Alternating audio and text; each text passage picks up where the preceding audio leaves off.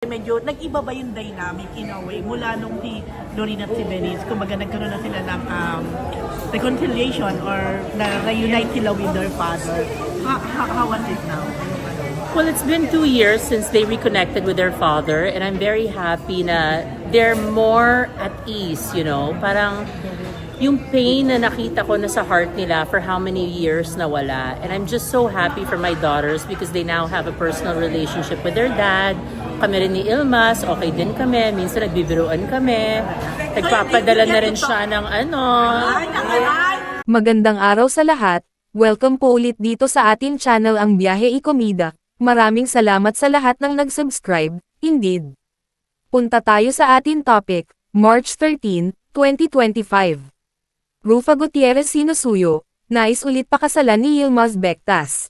Matapos ang matagal na hindi pagkakaunawaan, masaya si Rufa Gutierrez na muling nagkita at nagkaayos ang kanyang mga anak at ang kanilang ama na si Yilmaz Bectas. Ang pag-amin na ito ay matapos siyang pagkaguluhan ng ilang entertainment sa isang event na ibinandera ni Rose Garcia Fab sa YouTube. Well, it's been 2 years since they've been reconnected with their father and I'm very happy na they're more at ease, say ng celebrity mom. Patuloy niya, yung pain na nakita ko sa heart nila for how many years na wala. And I'm just so happy with my daughters because they now have a personal relationship with their dad. Kami rin ni Yilmaz, okay rin kami. Minsan nagbibiruan kami. Nagpapadala na rin siya ng pera. So happy kaming lahat, pag-amin pa ni Rufa. Nang tanungin naman siya kung bakit, boss, ang tawag sa kanya ng dating asawa na kinakiligan ng maraming netizens recently. Kasi ako ang boss niya. Hindi siya makahanap ng isang katulad ko. Hanap siya ng hanap sa buong mundo, sagot ng beauty queen actress.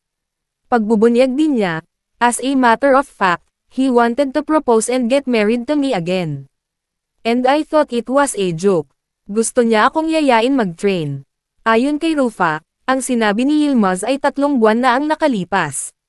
Kwento pa ni Rufa, iniimbitahan siya ni Yilmaz na bumiyahe kasama ito sa isang tren upang libutin ang buong Europe.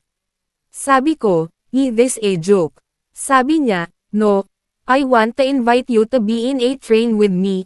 So sabi ko, totoo ba to or baka he's planning my murder on a train? Natatawang chika ni Rufa.